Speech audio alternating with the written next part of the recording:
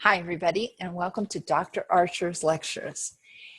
For the last couple of lectures, we've been talking about the dynamics of demand and supply. As we think about that transaction, every business transaction requires a buyer and a seller. The buyer's interests are represented by demand, and the seller's interests are represented by supply. And a transaction can take place when the two can agree on a price where they can do business, they feel like it's fair to both, they agree, and they make a trade. Let's look at what this looks like when we look at the economy as a whole. It's called equilibrium. You'll notice that when you look at this chart here, this schedule of demand and supply, at the very lowest prices, quantity demand is much higher than quantity supplied. At the very highest prices, quantity supplied is much higher than quantity demanded. And that makes sense, right? Law of demand says price goes up, quantity demanded goes down. And that's exactly what you see here in this demand column. Law of supply says price goes up, quantity supplied goes up, and that's exactly what you see here in this column, this supply column. But as we go, you will notice that there's a point where the two intersect, where quantity demanded is equal to quantity supplied. You find it right here at a price of $3, quantity demanded is 15. And quantity supplied is also 15. This is called the equilibrium. The equilibrium price is $3 and the equilibrium quantity is $15. The equilibrium quantity and price, equilibrium is that point where quantity demanded equals quantity supplied. Everything that the suppliers make gets sold. Everything that buyers want to buy is available for them to buy. There's no shortage. There are no leftovers, so there's no surplus. It just zeroes out. These are perfectly in sync. Quantity demanded equals quantity supplied. And you'll find that point right here on the graph where the two curves intersect, right? It makes sense where quantity demanded equals quantity supplied.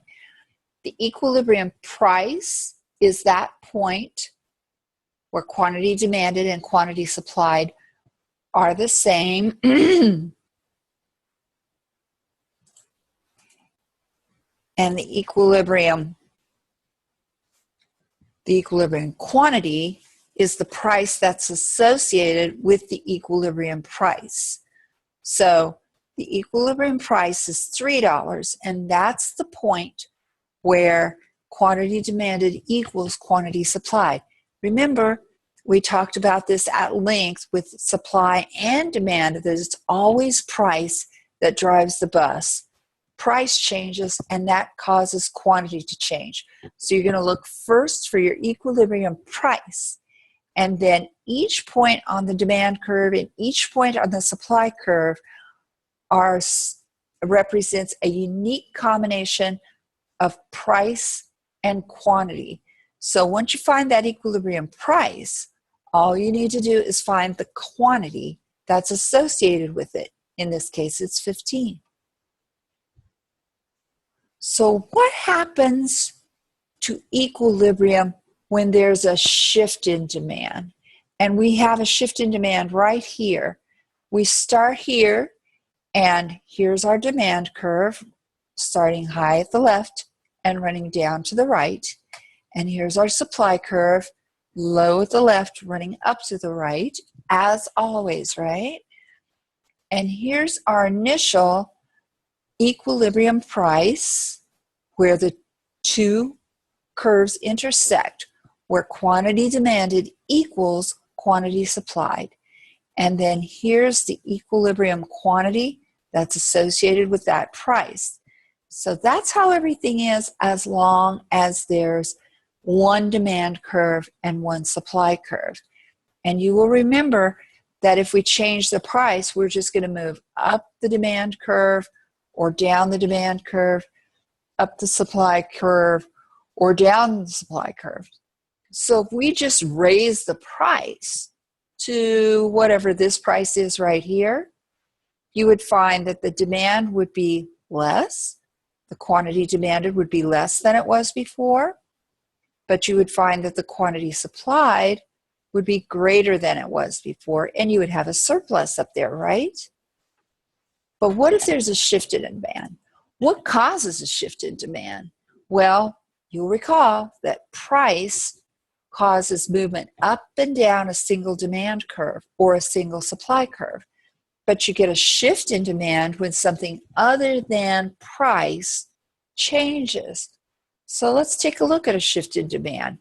Something has happened here that has caused demand to shift to the right. Maybe there was an increase in consumer income. People have more money to spend, so they spend more at every price point. So quantity demanded at every price point is greater than it was before. We have a new demand curve. So what happens to equilibrium price and quantity? Well, as you can see, the supply curve has stayed the same, and the supply curve slopes upward and to the right. With the demand curve shifting to the right as it has here, that demand curve is going to intersect that supply curve at a higher point. As you recall, price is on this vertical axis. So when we say that they're intersecting at a higher point, what we're really saying is that's a higher price. And so the new equilibrium price is P2. It's that point where quantity demanded equals quantity supplied, and you'll see it on the graph as the point where the two curves intersect. I think it's important for a second, if we can back up.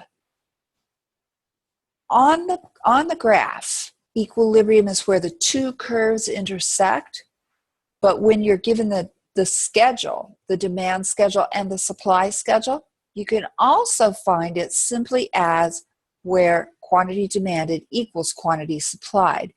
So if I just gave you this schedule, you wouldn't have to draw this graph out. You could just find the place where these are equal, and that's your equilibrium price and quantity. So back over here where we were. The initial equilibrium price and quantity was at P1, but when the demand curve shifts to the right, now we're intersecting the supply curve at a higher point, a higher price. So your equilibrium price is higher, and your equilibrium quantity is also greater than it was before. The quantity demanded at every price point is greater than it was before when your demand shifts right. What happens when the supply curve shifts? I bet you can guess, right? If the supply curve shifts, it looks very similar. You get a new supply curve to the right of the old one in this case. In this case, it's shifted right. It wouldn't have to shift right. Sometimes things happen that shift it left. But in this case, things have shifted right. Maybe there's an improvement in technology that makes it cheaper for them to produce whatever it is they're producing. Maybe their input costs went down, so it's cheaper for them to produce. Whatever happened, it caused supply to shift to the right. When supply shifts to the right, the demand curve is downward sloping. So when the supply curve shifts right, it's actually going to intersect this demand curve at a lower point than previously. So you actually have a lower equilibrium price, even though your equilibrium quantity is greater than it was before. A lower price and an equilibrium quantity greater than it was before. If the price went down, why did the quantity go up? Because we're talking about that's the way demand works. Demand, the law of demand says, price goes up, quantity demanded goes down. Works the other way too, right? Price goes down, quantity demanded goes up. So when we're intersecting this demand curve, lower, down, a lower price is going to result in a higher quantity demanded. And so this is our new equilibrium price and quantity. In all cases, equilibrium is simply where quantity demanded equals quantity supplied. If you're shown this on a graph, you're going to look for the place where the two curves intersect. If you're shown this on a schedule, a demand and supply schedule, you're going to look for the place in the table where quantity demanded equals quantity supplied. You can find this either way. What if both of them shift? What if both price and quantity shift? Then what happens? It's like fruit basket upset, right? Let's say that the demand curve shift to the right, like this, and your supply curve shifted to the right, also like this. We have a higher price, equilibrium price, and a higher equilibrium quantity.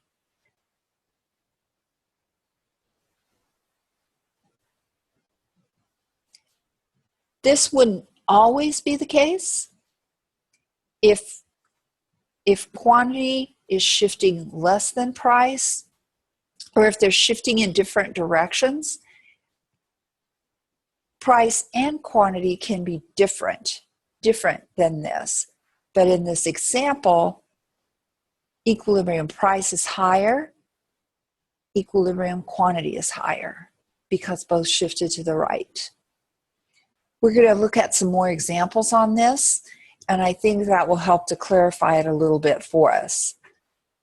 But as we're thinking about what's going to happen to quantity and price, equilibrium price and equilibrium quantity, when demand or supply or both start to shift, there's a three-step analysis that goes into that, and here's what it looks like.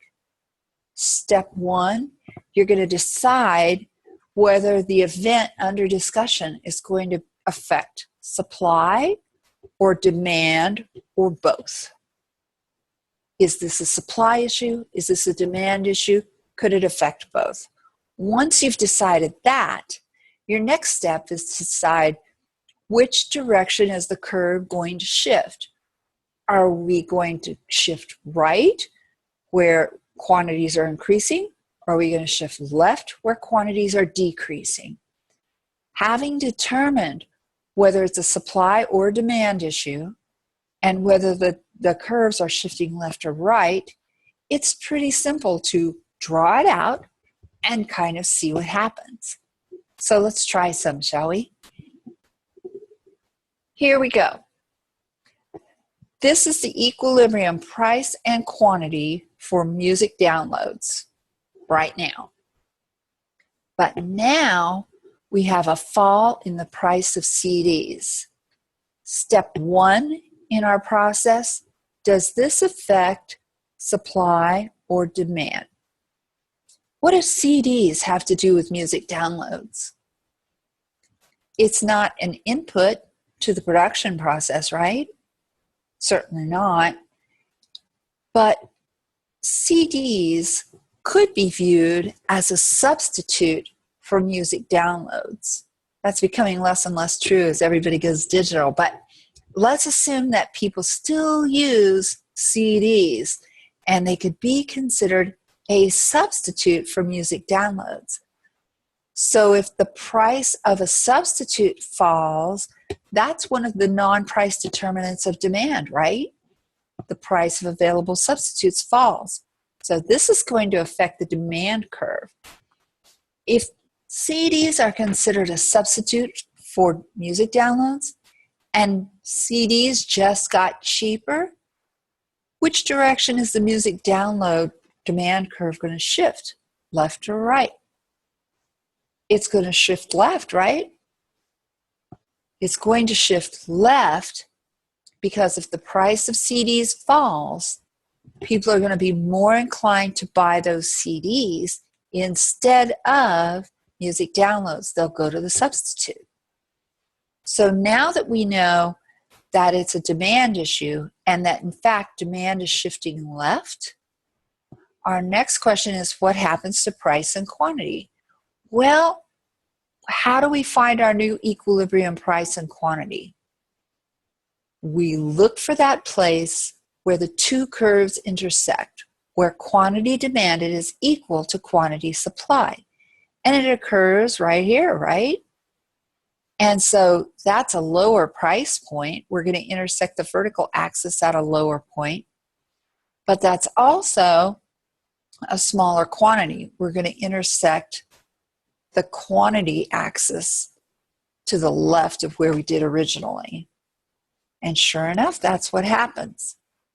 Our price falls, but our quantity also falls because supply has remained the same, but demand has shifted left. You can see, I hope, through this demonstration how this process works. It's really just 3 steps, 3 easy steps. So let's try another one. Here we are again with the original equilibrium price and quantity for music downloads. This time, you've a fall in the cost of music royalties. Royalties are an input cost for music downloads. When they offer those downloads for sale, they have to pay the artists and the writers and everybody who's involved in creation of that music. And so that's an increase or a drop, a fall in the input costs. Fall in the input costs, would that affect demand or supply? It's a supply thing, isn't it? And if the cost of inputs falls, that makes it more profitable to offer music downloads. So they're going to offer more of them. So the supply curve shifts right. So where's our new equilibrium price and quantity? Right here, right? The price has dropped, but the quantity is going to be greater. In the last one, the price dropped, but the quantity was less. That's because it was demand that had shifted left in the last slide.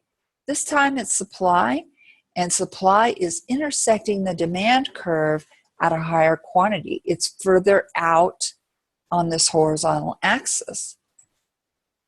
So as you can see, the price is lower, but the quantity demanded is greater. Let's try one more. Let's make it complicated this time. What if both those things happen? Both those things. We have a fall in the price of CDs, and as we discussed, that's going to affect the demand side. And we have a fall in the cost of royalties, which we just discussed, going to affect the supply side. So what you've got is both curves shift. CDs shift left, demand shifts left, supply shifts right, right? In this example, demand shifted left by a lot, and supply shifted right by a little.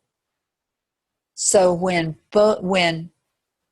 demand shifts left, but supply shifts right, you're always going to get a reduction in price. Price is going to fall. But the equilibrium quantity depends.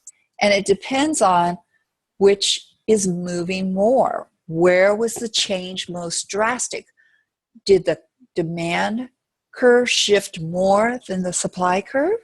Or did the supply curve shift more than the demand curve?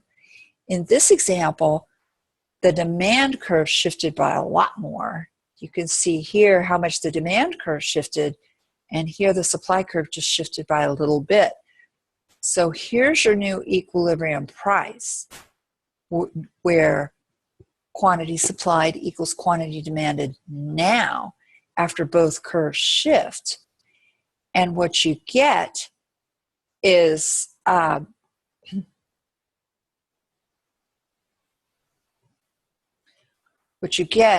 lower price and a lower quantity, just like that. That's if the demand curve shifting left shifts more than the supply curve. What if it goes the other way around? What if the supply curve actually shifts more than the demand curve? Well, you're still going to get a lower price. You're still going to get a lower price, but you're going to get a greater quantity.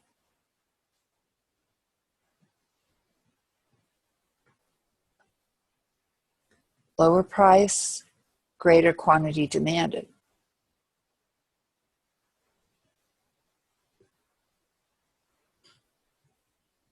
Make sense? This is your new equilibrium price, where the new supply curve intersects the new demand curve, right here. Price is lower and quantity is greater, and that happens because supply shifted to the right more than demand shifted to the left. Equilibrium price determines what the price of this good is for the market, basically. This is the price. This is the going price, as it were. That's how prices are determined. And so it's an important consideration as we think about what happens with supply and demand. In our next video, we're going to be talking about what if that market is prevented from reaching equilibrium at all? What if the market is held in a permanent state of shortage or surplus? Price floors, price ceilings, all very interesting. And so come back and see us next time when we talk about disequilibrium, price floors, price ceilings, shortages, surpluses. I look forward to seeing you next time on Dr. Archer's Lectures.